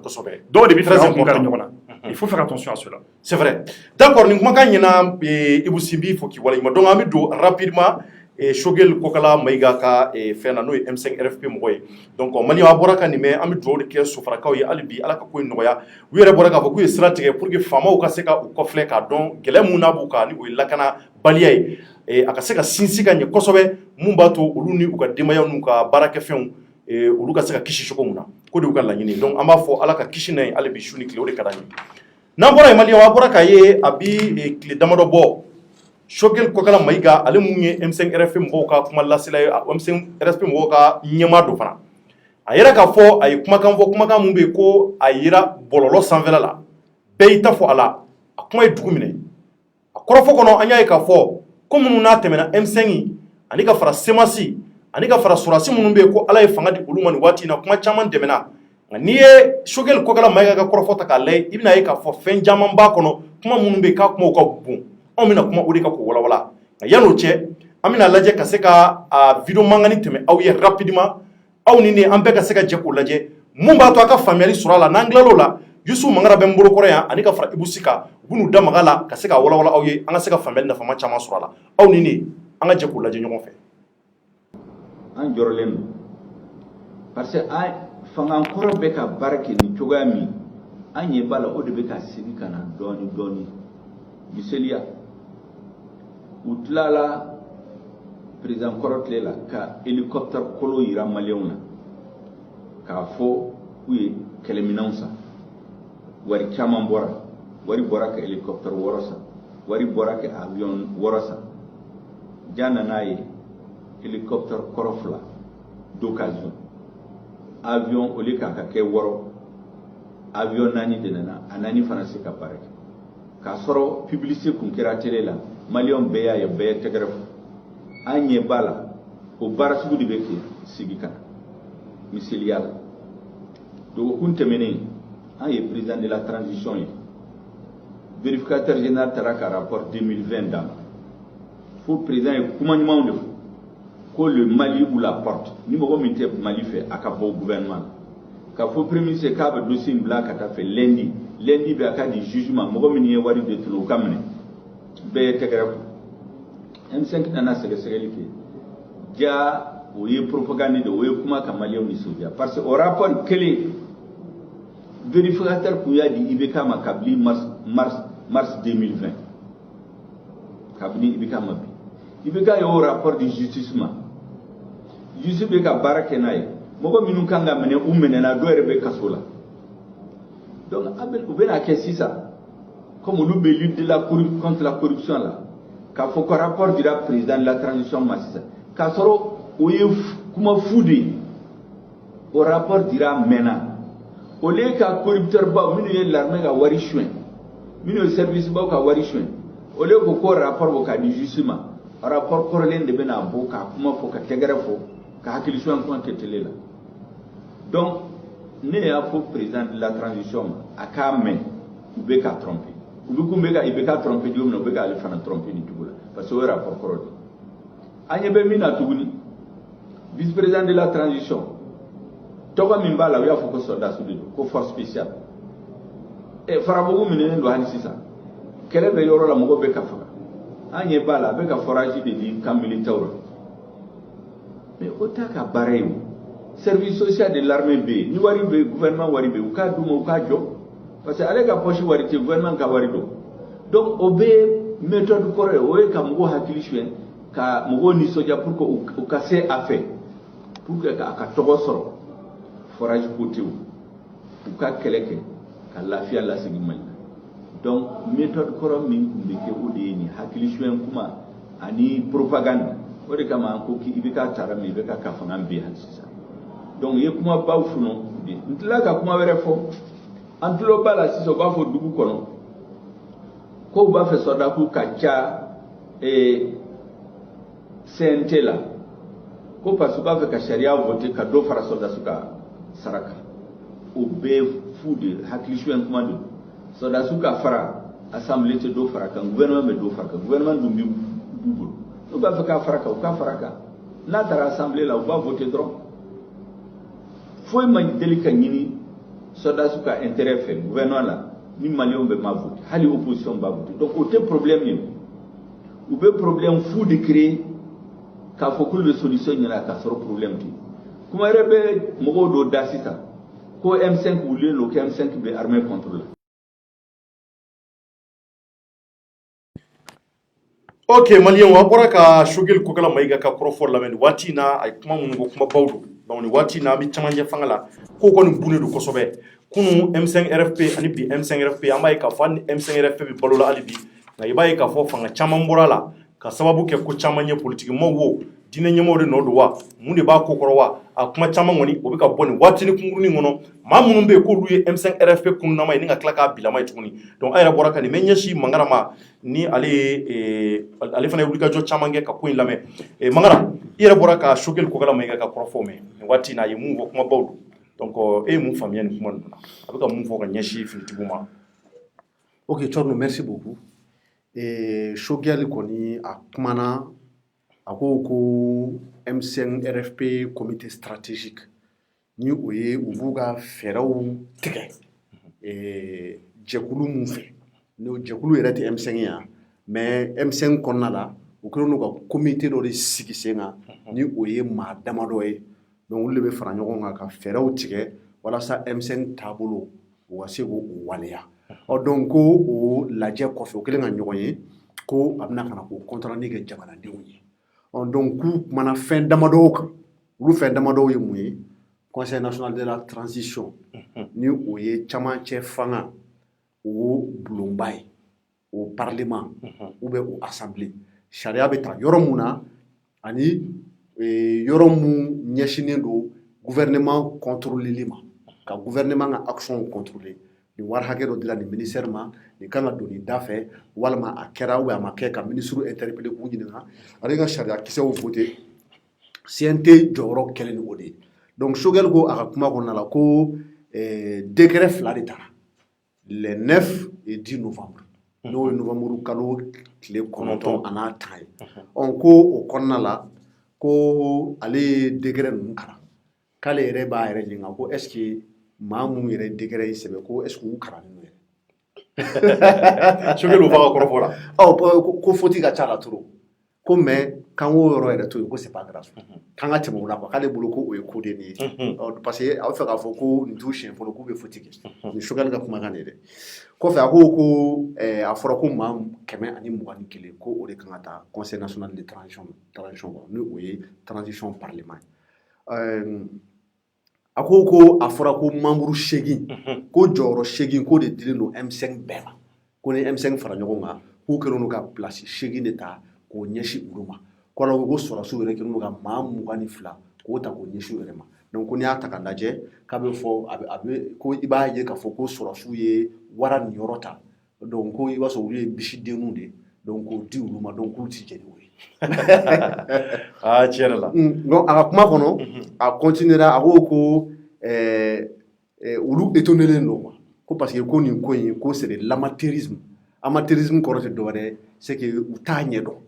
maa minnu bɛ nin ko in ɲɛma maa minnu y'a sɛbɛn ou bien minnu de b'a ɲɛma ko c'est des amateurs donc k'u t'a ɲɛdɔn a continuera a ko bon ko n'i ye gafe ninnu yɛrɛ ta k'a lajɛ ko gafe nun kɔnɔna la ko maa tɛ se ka don CNT kɔnɔ ko ni i delila ka condamné sur le plan pénal,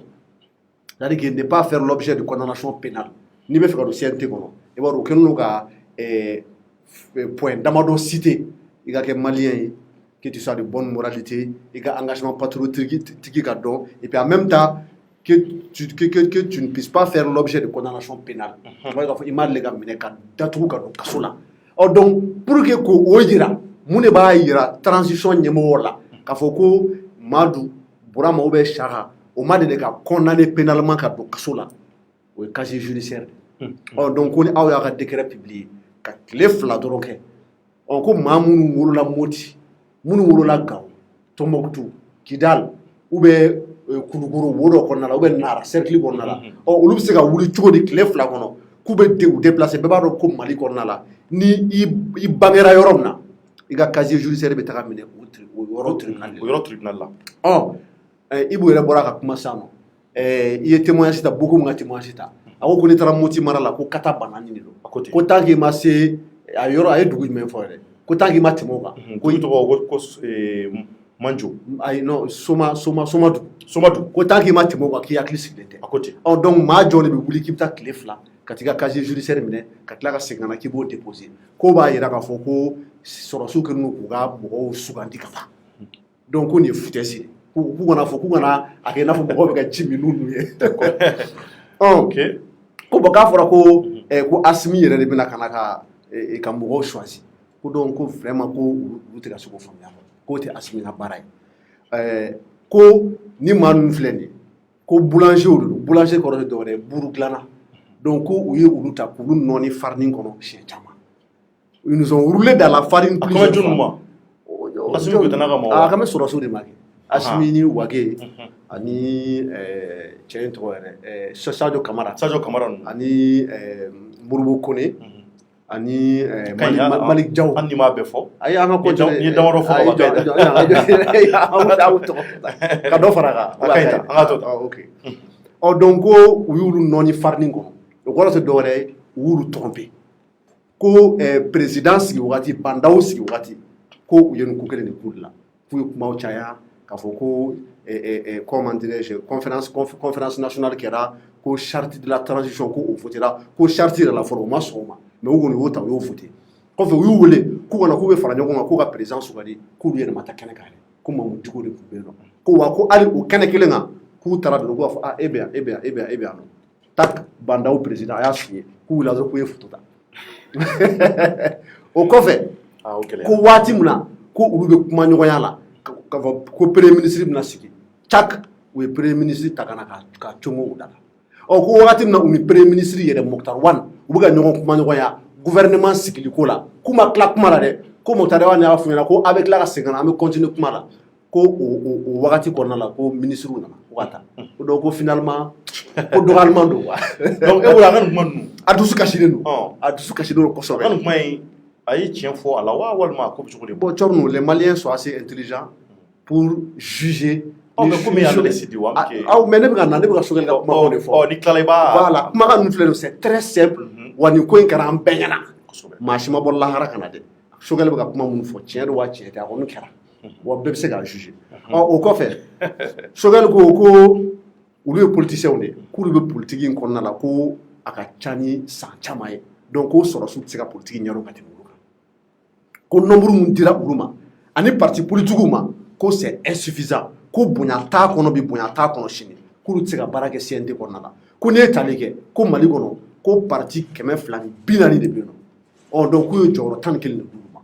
donc ko o ye dɔgɔyalima de ye. Ko n'i bɔr'o la ko i b'a ye k'a fɔ ko CNSP n'o ye sɔrɔsiw ye k'u bɛ fɛ ka Maliens diviser de, u bɛ fɛ ka politique mɔgɔw diviser k'u kɔ don ɲɔgɔn na, u bɛ fɛ ka syndicats diviser k'u kɔ don ɲɔgɔn na, ko donc ko CNSP baara kɛcogo ko ni IBK ka fanga mun bonyana ka bɔ yen nɔ k'u baara kɛcogo bɛɛ ye kelen ye, ko faire du IBK sans IBK. Tiɲɛ yɛrɛ la baaraw ma nɔgɔn. Donc ko maa o maa ko n'i donna CNT kɔnɔna la k'a fɔ ko e donna M5 de tɔgɔ la, k'i ma don M5 tɔgɔ la dɛ, k'i donn'i yɛrɛ de tɔgɔ la, k'a bɛ komi gouvernement na k'u b'a fɔ ko M5 maa minnu bɛ yen nɔ k'u tɛ dɛ, k'u taara u yɛrɛ. A continuera, a ko il lance un appel à tous pour sauver la démocratie et la République. donc k'a bɛ wele bila bɛɛ ma k'u ka na ko bɛjɛ fanga mun bɛ Mali kunna ani Mali yɛrɛ république ko n'an ma wele k'a bɛ danger la dɛ ko ka na sɔrɔ ko parce que ko sɔrɔsiw kɛlen don k'u dabiri an ka fanga la k'u kɛlen don ka fiɲɛ tigɛ olu la donc o kɔfɛ ouais je vais ça pour la trouve là ah mais ne tɛ ka inventé voilà sinon an bɛ se ka taa bɔlɔlɔ kan a ka vidéo bɛ yen nɔ mais an bɛ k'a ɲɛfɔ de kosɛbɛ a ko sinon ko sɔrɔsiw yɛrɛ b'u yɛrɛ sɔsɔ ko su min na ko i bɛ ka denmisɛnnin da k'u ye discours baw kɛ u nalen ko discours in kɔnɔna la ko Wage yɛrɛ ko transition civile de bɛna kɛ k'u bɛna fanga segin civil ma donc k'o ma kɛ kelen ko bon k'u yɛrɛ de wulila n'o de la ko kuma fana ko sɔrɔsiw yɛrɛ de kɛ dɛ k'u taara boulevard kan ko nous sommes venus parachever l'œuvre de M5 ko M5 maaw ye baara mun daminɛ k'olu nana k'u ka n'o de laban donc ko i nana ka na mɔgɔ min ka baara laban k'i tɛ se k'o to kɔfɛ donc pour terminer comme vidéo in ka jan n tɛ se k'a bɛɛ fɔ mais n hakilinata di a kan a ko i bɛ k'a ka waati k'a tun bɛ fɔ ko ma famille d'abord donc ko comme bibi na ko sɔrɔsiw de bɛ fan bɛɛ ko président ko ye sɔrɔsi ye ko vice président ko ye sɔrɔsi ye ko ministre de l'administration territoriale ko ye sɔrɔsi ye ministre de la défense sɔrɔsi ministre de la sécurité ko ye sɔrɔsi ye ko hali présidence la yɔrɔ na présidence la secrétaire général ni fɛnw ko caman ye sɔrɔsi ye présidence yɛrɛ kɔnɔna la donc ko a bɔra ma famille d'abord la k'a kɛra nos familles d'abord donc sans sa famille à lui quoi voilà nos familles d'abord ayi a ka bɛ ko sɔrɔsiw ka famille sans sa famille à lui bon Cɔribugu ko nulle part dans le monde ko mɔgɔ m'a ye k'a fɔ ko sɔrɔsi bɛ se ka don wasabulon kɔnɔna la k'i bɛ kɛ député ye ou bien k'i bɛ wasabulon ɲɛmɔgɔya ta donc a bɛ fɛ k'o fɔ parce que a kuma ŋunuŋunukan cayalen don k'a fɔ ko a ka ca Ala fɛ ko colonel Malick Diaw k'o bɛ sɔn ka kɛ CNT président ye bon Cɔribugu ni ko n'i ye nin ta ka jateminɛ bon ne ka analyse bɛ se ka kɛ mun de ye sisan kuma ɲɛna quoi ne tɛ se ka fɔ a ɲɛna n tɛ se ka fɔ k'a ma ɲɛ cogo di non n bɛ nalen ok an tulo b'i la n'a fɔ plateau kelen kan dɔn n ko nin ko ninnu filɛ nin ye n ko c'est comme une scène de théâtre c'est-à-dire que diɲɛ yɛrɛ ye théâtre de mais mɔgɔw b'a faamuya ko hakilimaw chacun vient il joue son rôle opposant b'a ka rôle jouer politique mɔgɔw b'a ka rôle jouer dɔgɔtɔrɔ b'a ka rôle jouer an yɛrɛ mun fana minɛ n'an ye homme de média an b'an ka rôle jouer donc Choguel c'est un homme politique il est dans son rôle quand il critique le CNSP parce que ale tun bolo ni fanga binna u tun bɛ se ka bɛn fɛn minnu kan walasa ka fanga in tila u ni ɲɔgɔn cɛ donc a ma fa ou bien a nimisi ma wasa nka a kelen tɛ dɛ ani maa caman minnu b'a kɔfɛ Imam Umaru Jaraw ani politique maa wɛrɛ minnu bɛ yen nɔ Ika Saw maître Muntaka Talo bɛɛ bɛ M5 kɔnɔ halisa donc ale de b'olu ka kumakan lase o ye kelen ye filanan ye mun ye Cɔribugu M5 wulila ka kɛlɛ kɛ ni idéologie dɔ ye o idéologie ye mun ye kan tɛ fanga kɔrɔ fɛ ni mɔgɔ min kɔni wulila k'a fɔ ko mun bɛ en place k'i y'o bi ce qui veut dire i yɛrɛ de bɛ fɛ ka na i hakilina ye mun ye i ka na i ka a exercer mais u tun ma option min prévoir n delila k'o fɔ plateau kelen kan o ye militaires ka option de est-ce que u ka calcul la don la u y'u sigi i n'a fɔ n y'a fɛ cogo min n ko Kawujim delila ka fɔ a ka kuma na ko mɔgɔ tɛ ka manakun bɛ fɔ en réalité manakun tun tɛ yen manakun yɛrɛ tun tɛ yen yɛrɛ u m'u sigi k'u miiri k'a fɔ ni i bɛ ka binna sini ma sinikɛnɛ anw bɛna fanga in tila cogo di n'o sɔrɔ ni sɔrɔsiw de nana ka na k'an dɛmɛ ka fanga in kɛlɛ est-ce que an bɛ fara ɲɔgɔn kan ka maa kelen dɔrɔn choisir n'o bɛ k'an ka porte-voix ye an ni sɔrɔsiw ka kan se ka don négociation na ka kuma kelen fɔ parce que Choguel ka kuma kɔnɔna la a ye u ka M5 mɔgɔ kɔrɔ dɔ yɛrɛ critique o tɛ mɔgɔ dɛ o ye Kawujim de ko fɔlɔ ko ne ko i bɛ ka fanga binna ko diplomate dɔ wulila ka taa se IBK ma su dɔ la ko k'a f'u ɲɛna ko ni mɔgɔ minnu wulilen filɛ nin ye kama ni M5 mɔgɔw don ko ka n'i kɔfilɛ u la dɛ ko taa i ka t'i sigi n'u ka kuma a ka ɲɔgɔn y'a ka solution sɔrɔ ko IBK ko bisimilahi rahmani rahim ninnu to yen nɔ ninnu kɔni ne n ka ministre kɔrɔ minnu aigrilen don k'ale y'u gɛn k'ale ko imam politicien ko jama t'u kɔ k'u ka taa k'a labanna cogo di donc ko bibi na ko o maa kelen de bɛ sɔrɔsiw nɔfɛ ko n'o y'o maa kelen a bɛ fɔ ko fanga kankɔrɔ sigi donc ko maa kelen de bɛ sɔrɔsiw nɔfɛ k'u b'a fɔ a ye nin kɛ tan aw de ye nin ye o ko fɔ o maaw bɛ tila ka taa fɔ ko ka tila ka grève interdit syndicat la jɔn de ko ka grève interdit syndicat la o tɛ Kawujim ye donc ça veut dire que M5 ko kuma kɔni tɛ fɔ Kawujim donc maintenant c'est la sémace contre le M5 ninnu fila camancɛ la Imam Dicko bɛ yen nɔ an yɛrɛ t'a dɔn ale ka position ye mun ye. Merci Mangara. Ibusi, donc Isufu ya kuma caman fɔ ka ban i yɛrɛ ye mail dɔ kɛ maintenant an y'a ye ni gɛlɛya min bɛ M5 ni c'est-à-dire ni sɔrɔsiw ni ɲɔgɔn cɛ tari bɛ se ka mun sɔrɔ ka fara Mangara ta kan. Non bon déjà Thierno c'est très clair hein. bɛɛ y'a fɔ plateau kan yan bɛɛ y'a fɔ Mali kɔnɔ yan ko tiɲɛ na sɔrɔdasiw n'a ma ɲɛ k'aw nana k'a ko ka AR de ye ninnu ka baara tɔw laban normalement u tun kan ka baara kɛ n'u ye quoi hali ni u tun ma o privilégié k'a fɔ bon vraiment fɛn bɛɛ bi an bi sɔn aw bolo fɛn bɛɛ lajɛlen na o moins u tun kan k'u bolo di u ma ka baara kɛ ni M5 mɔgɔw ye. A ma ban o. Voilà, à ma part. Oui, non, mais même quand moi j'ai eu l'information, même hier, j'ai eu l'information sur que peut-être que vous avez dossier là parce que les négociations, au mot fond, c'est pas public, mais en bas j'ai eu des informations très sûres, hein, de première main quand même, que oui, discussion là par rapport au CNT, c'est vrai que vous avez dossier interne là. Mais ce qu'il faut dire quand même, c'est que Beba donc a fait que vous avez mais maintenant, en tenant tout au rôle de notre on ne va pas arrêter le Mali là-bas. Bon, voilà. Oh, Kelenimbe, ça ne va pas. Bon, non, il faut que le Mali avance. Moi, là où je ne suis pas d'accord avec Mfa Shogel, c'est que nous, l'outifons, on fait au fin. Nous, l'outifons, on fait au main. Mais, mon ébi. Mais, il n'y a rien, le Mali va continuer. C'est vrai, c'est mais, vrai. Dombekuma, mais les Srassou, nous, qui a fait du massa, on les avait avec Ibeka ici. Oui. Tu les avais parlé? Mais c'est-à-dire, nous, lui, Dominique, il faut le dire comme ça, c'est très clair. Hein? Nous, lui, Dominique, tant que chez eux, ça va, il n'y a pas de problème. Mani Malien, il n'y a pas de problème. Non, c'est très clair. On est fatigué, quoi. Vraiment. Vraiment, on est fatigué. Tous les jours, conférence de presse, tous les jours, point de presse, parce que nous, c'est à la follow. Et pour le docteur là? Non, mais nous, c'est dans la mais c'est fini. Mais et pour le docteur là quoi? Mais docteur là, tiens-nous. Docteur conférence bala. On est fatigué de ça. Donc maintenant, c'est vrai que hein, c'est légitime ou qu'on gagne au boulot du maka barak nous est au fort, c'est très clair là. Mais nous, bon, maintenant, maintenant, c'est gagné. Par exemple, maintenant, des faux fonds famille nous avons fait là. À nous, il fait d'autres génies. On a à conférence de presse. Bon, CNSP, moi, il fait génie. Ni moi qui sara moro sara faraboué né ou masran ga farabou mais ça veut dire quoi? Mais en oudé mais nous on est assez grand maintenant on comprend les choses hein quand les choses ne tournent pas en ta faveur ni faut ma mouniga faveur là c'est pas la peine qu'avant qu'il pourra trop encore matériel fongue ou lui on les a vus ici. Oui. Donc ça c'est clair par rapport à j'ai écouté un peu son discours là il a un peu parlé à Kumana que mon communiste font fait manadon gouvernement condamné ko oti M5 mogoy bon ne ba fo plateau ka M5 mogoy c'est les gens du M5 nous de la gouvernement c'est les gens du M5 c'est pas parce que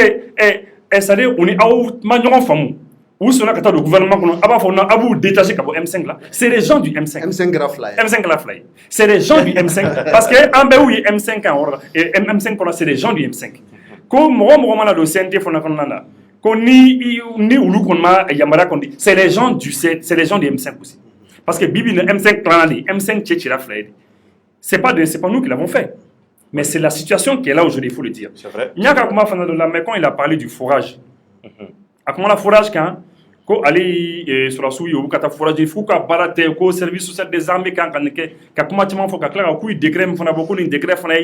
décret vite un décret bon kuma tellement quoi tu sais moi domina en bella Jenny Feni, en bella Jenny foragini. Le forage là, moi je me rappelle que quand j'ai vu ça, j'ai dit mais c'est pas possible. Forage kata et vice-président c'est pas kata. J'ai dit mais oui, j'ai dit mais comment ça se peut se faire? Et puis ma air flair ça va que puisque en qu'on a fait nous dire moi les zones font quand awre ni aka WhatsApp ou comme rota ou bien sûr. Donc il est contacté à koko tiens à koko qu'on a fait nous. Connaît tout donc mais qu'on lui fait n'est qu'à ou interviewer quoi. N'est qu'à interviewer mon en fait, en réalité, que le forage là, que l'opérateur économique il y a un numéro de que aller tra forage kepa. Atara kata to ni fond BCB, ka sur le tiers ta kalama. Bon maintenant que oui fait qu'on nous justifier quoi. Qu'on est bisa ou interviewer. Bon vous pouvez venir on est conti kati mais vous pouvez venir nanana. Bon après ne yaye utikana quoi ne ko mais abuna obe atina ko na ko finalement ko sana quoi. Parce que nous, on a fait une explication, on a dit, eh bien, que mon opérateur économique n'y a que, c'est pour que marché n'y pas. Parce que des fois, d'autres cas, les grands ministres des centres, quand on a ça, ils font 10 mois, quand les gars sont peintés, quand la mobilité les dit, musulman. Donc, finalement, ils ont reculé, quoi. Il y a quand on a échangé un peu, ils ont reculé un peu. Finalement, la chose est. Et c'est comme ça que moi, j'ai eu l'information. L'information sur fait une information sur le chocolat. Mais quand même, moi je crois que Ambisera, Minka Danye, quoi. Même moi j'étais sur Renouveau l'autre jour, Minka Danye, sur la sou, ou quand on a mochi négligé, ou quand on a mochi à l'avance. Il ne faut pas qu'ils se disent à l'avance, bon, il fera sur le pays, cadeau catégorisé, quoi, cadeau étiqueté, qu'il faut, bon, nous, on joue, non, non, ok. Jamana koloni nana nikra jamana nyama wa abi kapar abi jamana dembele wala kana mochi négligé quoi abi befra nyonka ay baraken be parce que il se peut que ces militaires là peut-être que dans les big fait minu bugu conseiller ka fo non ay shuda nunka akana ko nuni jamana ti maratum il faut aller vers tout le monde essayer qu'à baraka au maximum avec tout le monde. C'est vrai. Aussi bien le M5 et l'autre partie du M5 qui est déjà dans le gouvernement, qu'à baraka n'a bella djani. Olé, on a souhaité quoi. Mais nous, oui, quand on n'est pas d'accord aussi, ben nous aussi, on n'est pas dupes. Hein? On comprend aussi que bébé qui est allé du coup, tout le monde le sait. Bébé qui est allé celui chez lequel ça va là, à d'abord comment. Et on a déjà vu ça aussi de par le passé. Donc c'est ce que moi je voulais dire par rapport à cela. Grave aussi là. Oui. Non, c'est très clair. C'est très clair. Donc moi il y a eu vraiment Maliens donc eri entente gama mais en kuma UNTM ka mais nyabala ka fo eri entente gama mal la jeni ngasika UNTM sujet ka o sama watu wala donc mina krofo labandi e mangarani e ibusi flabema ko se ko krofo labon fo pour que ngasika émission nyongiri ni watina mangara e ka krofo laban jumenye. Ok, très rapidement, 2 minutes. Il vous comment on par rapport aux dons des châteaux. Ani dumuni mun dira, ni malo bala, ani tulu, na dira vevuma, sorasi munu bina, keleke yoro la, ulu deun anu muso. Ibu go yare wudi. Effectivement, tant on est à Klibala, donc on a émission qu'on a effectivement ibu information, elle est exacte. N'est-ce pas? Voilà, donc les informations sont kaira ka foko opérateur de doinke donc doinke to la atara kata bonya da vice président ka donc vice président ko abena cérémonie ka orla kona be di ale camarade munu sara terrain ka na be di au somogo de ma vraiment au konima avec Moussa lui sans arrière pensée mais utara abarlu la utara sebe soro asebe no don de Assimi Goïta donc vraiment c'était très difficile ka foko be réclé tourni ils étaient mis devant le fait accompli. C'est vrai. Donc c'est difficile quoi souvent. Voilà, donc n'a pas comme n'a pas peut-être en média de relais pour que mon famille. Ce n'est pas pour faire l'avocat du diable, mais Assimi le connaissant personnellement, je pense que mon terre nous connaissons pas il est très réservé, il est même timide. Il est même très timide. Bon là tu nous aura chorno mais faut que d'accord y a d'abord faut choguel. Alors comment tu m'as dit sur la sous numéro du Maya. Mais maintenant choguel numéro tindam. Et chorno. On va voir choguel est John est fils spirituel. Le fils spirituel. Moussa Traoré. Il vous ala ka barka do. Moussa Traoré ko enjoy. Moussa Traoré. Moussa Traoré na président. Sur la seconde président korodo wa ale de to dum fanga darati anka 100 to dum fanga ayo tako o wajibi malien ka ulu de moro ke tamne ka datu ka sula. Je ne suis pas là pour faire le procès de Moussa, mais Choguel se reconnaît à Moussa Traoré. Kale Moussa Traoré fils spirituel. Wa ko faire mako UNJM, Union nationale des jeunes du Mali. Mo wore mo créé de UDPM do créé. UDPM te ferait Moussa ka parti de Bebodo. Ale Choguel kele, ale dona kaso là parce que après Moussa le soutenir. Il était pour la dictature de Moussa. Ma chama era ba fo mo Moussa to ko fo Moussa de pont ni point jo amad le ko fo ko deuxième pont ko Moussa do jo avec kuma chama avec Moussa tamu chormo ne ko mo ko ne Moussa tamu ka fo ko Moussa e manyene mai ko Moussa e président ne mai Moussa réalisation ke malla alors que Moussa est dictature ke mali aye fanga exercer pendant 23 ans sorasi korodo ni Moussa ka sorasi fanga défend ni demisen munu me hein nkorodo mais jeune ko chorno unana alama teme kalo flaka ni ko Moussa Traoré mu yo samugan sabage ko kay donc chorno mun to no guga sa guga kalo tan shegin kesa samugan saba ani kalo tan shegin jume nga chan jume no won ma asmiye ma wage ma jawye ka fo kuye mo bonne mu nina mais on ba donc sous la dictature de Moussa Traoré il y a eu des centaines de personnes qui ont été exécutées. Oh, maï fene ka foko wage ni Assimi ka fanga kono transition ina maï ka foko uye mo baliki dasa ko fo oh Moussa ka wakati akungo kuila ika bo ko liberté d'expression ki bi dasa ko fo u b'i susu fo damba mais n'i y'a bibi na ale Choguel ale wulila na a b'a ka forokiyabaw don fura b'a kun la kuma da sago la c'est que dire que quelque part démocratie do dalen ma CNT la i b'o yɛrɛ kuma dɔ fɔ k'a fɔ ko CNT composition kɔnɔna la ko maa o maa ko n'i donna ko i M5 mɔgɔ de ko M5 fila de bɛ yen nɔ bon an ka kɛ yɛrɛ M5 parce que mɔgɔ dɔw olu t'u yɛrɛ ko ni M5 na tugun kaw jimi n'a ka jama olu k'u tɛ M5 na kosɛbɛ donc an bɛ se k'a fɔ mɔgɔ 8 dira M5 kelen min ma o ye Choguel n'a ka mɔgɔ de mɔgɔ 8 dira olu de ma o donc ni mɔgɔ 8 dira aw ma alors que mɔgɔ dɔw ninnu olu bɔra aw la olu t'u ko n'aw la donc a y'a fɔ ko jɔn wala a kɛra cogo cogo ni mɔgɔ ninnu an tɛ se k'a fɔ ko dictateur don kosɛbɛ bon Thierno an yɛrɛ b'u critiquer a la kuma caman ok donc vraiment il faut que Choguel arrête un peu de nous prendre pour des moutons vraiment critiquer ka ɲi mais arrivé à un moment je pense qu'il faut aller mollo parce que don o don n'i bɛ wo ci a laban na i ka wo ci yɛrɛ mɔgɔw tɛna considérer tout voilà folikan laban bon n ka foli bɛ Ibou ye n ka foli bɛ e yɛrɛ Thierno ye n ka foli bɛ maliyɛnw bɛɛ lajɛlen donc an bɛ rendez-vous di ɲɔgɔn ma yan sini sɔgɔma inchallah pour un hommage au président Ateti kosɛbɛ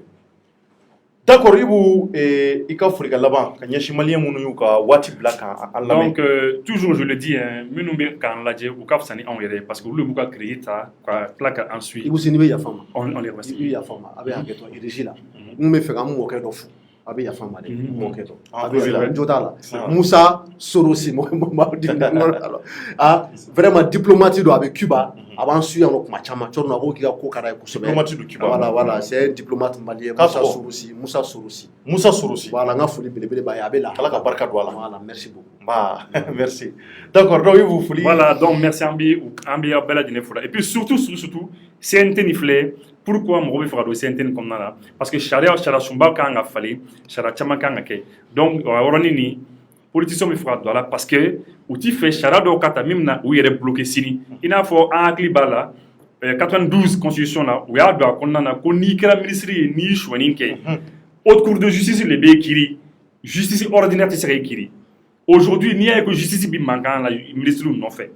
u tɛ se k'o minɛ c'est parce que nin sariya nin bɛ yen la haute cour de justice c'est les députés député dun filɛ président ka mɔgɔ de don ministre président ka mɔgɔ ye i bɛ se k'o minɛ wa député bɛ se ka taa ministre minɛ wa donc politiciens le y'o don 92 an ka constitution kɔnɔna na actuellement la justice malienne elle est bloquée face à ça u tɛ se ka foyi kɛ u tɛ se ka ministre minɛ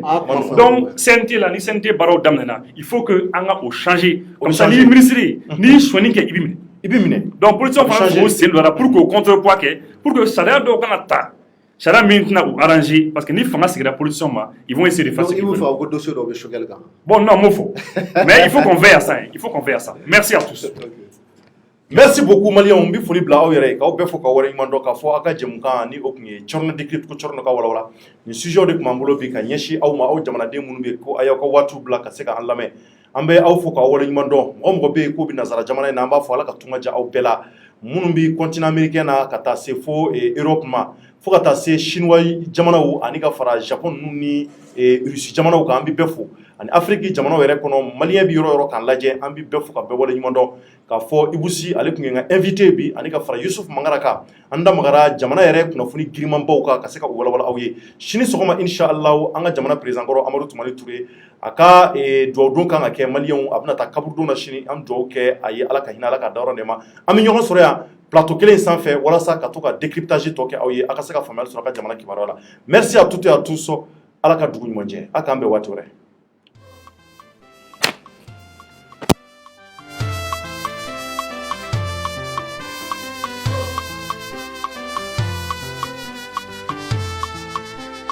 Check, drop, bitch. Antuta do cabinha fo festi populare. Antu miri la kando we sanshi kanta lontenae. Antu madala cabe se cabo kununa cabise. Festi pop ya party.